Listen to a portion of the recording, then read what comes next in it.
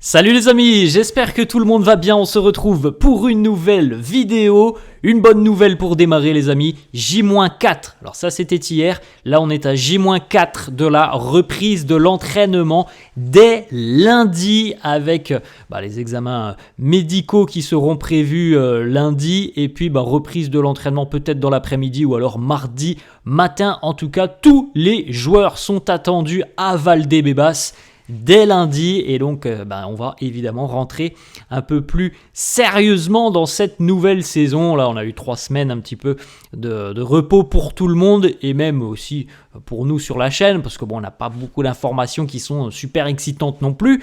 Donc dès lundi ça sera beaucoup plus intéressant. On aura les petites photos de l'entraînement, les petites photos je l'espère de grands sourires des joueurs qui seront de retour pour, on l'espère aussi, écrire l'une des belles pages du Real sur cette saison à venir. On a eu une saison compliquée l'année dernière. On espère évidemment voir un Real beaucoup plus entreprenant l'année prochaine et espérons qu'il y aura des titres au bout. On continue les amis, on va regarder la une du quotidien Marca, la fiebre del 10, la fièvre du numéro 10, Kylian Mbappé numéro 10. Selon Marca, la folie totale hier du côté de la boutique du Real au Bernabéu. Il y a eu une affluence des grands jours pour venir acheter le nouveau flocage de Kylian Mbappé numéro 10. Donc c'est une bonne nouvelle sur le plan marketing pour le Real, comme on l'avait annoncé il y a une dizaine de jours lorsque le choix était entre Arda et Kylian. Moi je préférais que ça soit Arda. Bon, c'est Mbappé, c'est pas un drame non plus et on avait compris surtout la stratégie. Moi j'étais pas du tout sur cette logique, mais le Real avait la stratégie évidemment que avoir un Kylian Mbappé floqué numéro 10, ça allait certainement vendre beaucoup plus de maillots qu'Arda Güler. Bon, ça, évidemment, c'était un pari qui n'était pas trop risqué, donc ça se confirme. Il y a déjà eu beaucoup de monde hier pour venir acheter le maillot 10 de Kylian. Ensuite, la une du quotidien AS, les amis, Vini Madrid a fuego lento.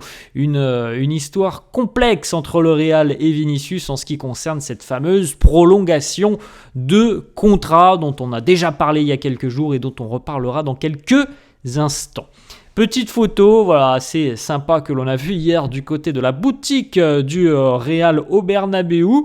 Les nouveaux maillots floqués Kylian Mbappé 10 et ce supporter du Barça qui était présent tranquillement avec par contre le maillot de Lamine Yamal 10. Il est en train de regarder le maillot numéro 10 du Real. On ne sait pas si l'histoire nous dit qu'il l'a acheté ou pas. En tout cas, la concurrence l'année prochaine.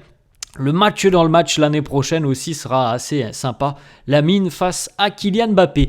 Le supporter aussi qui était impatient de changer son Mbappé numéro 9 par Mbappé numéro 10. C'est sympa de voir ce genre de petites images du côté de la boutique du Real.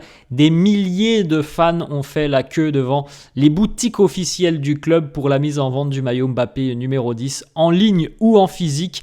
Les ventes ont été un gros succès commercial hier, donc c'est évidemment une opération réussie pour le Real. On poursuit les amis, petite photo de Kylian Mbappé, pour Kylian comme pour les autres, il faut profiter de ces 3-4 derniers jours de vacances avant la reprise lundi, en tout cas pour Mbappé. On l'a vu aussi pas mal de fois avec Achraf Hakimi pendant ses vacances, ils ont profité, mais pas uniquement, il y a eu aussi des petites sessions d'entraînement sur le plan physique. On le voit, ça a été reposté hier sur Instagram par Kylian Mbappé, des petites séances de sport avec son copain, son ami Achraf Hakimi. Une petite stat sur Kylian Mbappé qui reste depuis 2015-2016, donc depuis près de 10 ans maintenant, l'un des joueurs qui a obtenu le plus de pénaltys dans les 5 grands championnats, puisque Kylian est numéro 1. Il a obtenu 23 pénaltys en 280 matchs, tout comme Jamie Vardy, mais en un petit peu plus de matchs. Raheem Sterling 22, Ciro Immobile 21. On a une petite déclaration de son ancien coéquipier du côté du Paris Saint-Germain, Marco Verratti. Marco Verratti qui nous dit « Kylian a faim de victoire, de succès. C'est un grand compétiteur. Je suis convaincu que tôt ou tard, il va gagner le Ballon d'Or. » C'est ce que l'on souhaite à Kylian Mbappé. Moi, personnellement, ce que je souhaite à Kylian Mbappé, c'est surtout de gagner des titres avec le Real cette saison. voilà, on a eu un Real moins performant tout au long de la saison. Alors, certains peuvent faire penser que c'est parce que Mbappé est arrivé que le Real n'a pas fonctionné l'année dernière. Je pense très sincèrement que le Real a des problématiques, surtout la saison dernière, on a eu des problématiques vraiment très importantes au milieu de terrain, en défense notamment, que si Kylian Mbappé n'était pas présent au Real l'année dernière, je pense qu'on aurait eu certainement même peut-être bien plus de difficultés. Donc certains veulent faire passer Kylian Mbappé pour voilà, le vilain petit canard de l'histoire. Moi, je reste persuadé que c'est un joueur qui peut apporter au Real Madrid. Ça va être une saison très importante. On attend évidemment de Kylian une implication totale, mais comme on l'avait dit l'année dernière en début de saison, le Real ne peut pas gagner uniquement par les exploits de Mbappé ou de Vinicius. L'équipe autour, c'est quand même quelque chose de très important. L'année dernière, l'équipe a été défaillante dans sa globalité. Kylian Mbappé a eu des périodes où il était très en difficulté, notamment sur la première partie de saison. C'était quand même beaucoup mieux en 2025. Maintenant, Kylian Mbappé tout seul, on l'a vu, il n'est pas capable de faire des choses qui permettent véritablement au Real de se surpasser. Il faut aussi quand même une équipe autour. J'ose espérer qu'on a une équipe plus solide que l'année dernière. Maintenant, voilà, on a envie de voir Kylian gagner des titres avec le Real. Le Ballon d'Or, ça viendra évidemment si il gagne des titres avec le Real. Ses performances individuelles, c'est une chose. C'est très bien pour lui. Maintenant, il faut que tout ça puisse générer des titres du côté du Real. On continue les amis avec une petite photo de Vinicius. Lui aussi, les vacances et un petit peu mode entraînement activé déjà pour Vini. Le quotidien AS, on l'a vu tout à l'heure les amis, la une. Donc c'est cette complexité de la prolongation de contrat de Vini du côté du Real. Vini veut rester au Real. Il est heureux, il se sent important et il est clair pour lui que le Real est le meilleur endroit pour écrire l'histoire et se battre pour tous les titres. On rappelle quand même qu'il y a une relation qui est particulière entre Florentino et Vinicius. Florentino est très proche de Vinicius. C'est l'un de ses chouchous, l'un de ses favoris. Pas seulement parce que Vini a aidé grandement aux 2 succès en Ligue des Champions du Real, mais parce que voilà, depuis que Vinicius a rejoint le club, il y a une relation particulière. Tout simplement, entre les deux hommes, il y a une proximité assez marquante entre les deux. Donc il y a une très très bonne relation et il y a une confiance mutuelle entre les deux parties. Donc malgré que on voit bien quand même qu'il y a des différends, des désaccords entre ce que veut proposer le Real et ce que demande Vinicius. On n'est pas encore sur une guerre, hein, les amis. Peut-être que la guerre, ça sera dans un an si les discussions d'ici là n'ont pas avancé. Mais on espère quand même qu'en un an, il y aura quand même des signaux positifs des deux côtés et qu'on arrivera à tomber d'accord. Mais on n'est pas sur une guerre. À l'heure actuelle, on est très loin de ça entre Vini et Florentino Pérez. On a une petite déclaration de TGM46, donc journaliste spécialisé Real, qui nous dit « La stratégie de Vinicius est dangereuse pour lui. Les fans ont commencé à perdre leur sympathie à l'époque. C'est ce qui s'est passé pour Mesut Özil, Di Maria, Cristiano, Sergio Ramos. Ils ont perdu leur sympathie pour eux lorsque tous ces joueurs ont commencé à entrer entre guillemets en guerre, à challenger le management du Real, le management de Florentino qui reste quand même le président. Hein, donc c'est évidemment, même si c'est pas Florentino qui est au cœur des discussions de la prolongation de Vinicius, il est évidemment quand même très important. Et ils ont tous perdu cette entre guillemets bagarre contre le club. Moi, je pense qu'il y a comme je l'ai dit, il y a des volontés de la part de Vinicius et de ses agents.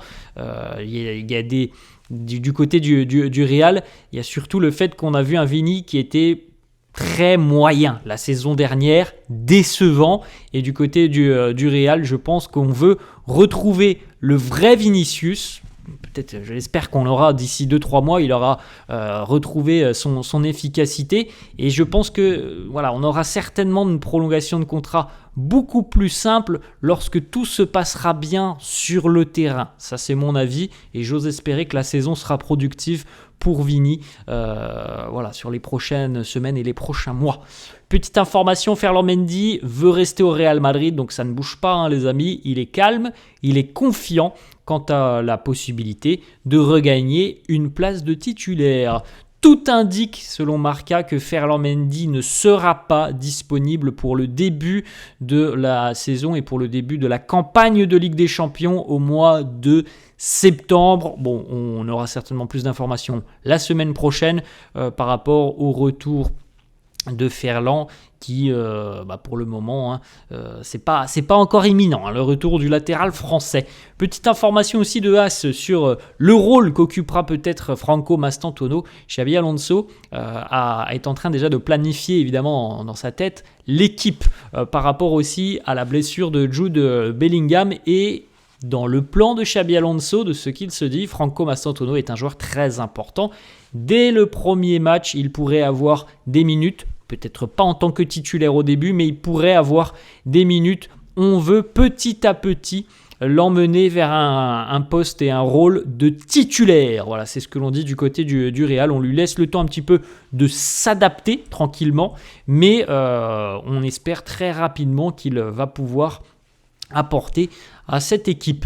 Petite photo, Rodrigo, les vacances pour Rodrigo. Il se passe beaucoup de choses autour de Rodrigo. Lui profite de ses vacances, de ses derniers jours de repos avant la reprise lundi. Et une information aussi, les amis, Lorenzo Aguado quitte le Real Madrid après 15 ans passés au club. Il s'engage du côté d'Albacete qui avait aussi recruté Jesus Valiero. On l'avait vu il y a une grosse quinzaine de jours maintenant. Donc le jeune Lorenzo Aguado s'engage du côté d'Albacete. A noter les amis qu'on a vu beaucoup de départs de jeunes joueurs de la Castilla cet été. Ça a généré à peu près 20 millions d'euros de profit pour le Real par rapport aux ventes de joueurs de la Castilla cet été. Voilà les amis, la fin de cette vidéo. J'espère que ça vous a plu. N'hésitez pas comme d'habitude à lâcher un petit pouce bleu. N'hésitez pas non plus à vous abonner à la chaîne. Je vous souhaite une très bonne journée. Je vous dis à la prochaine. Ciao à tous.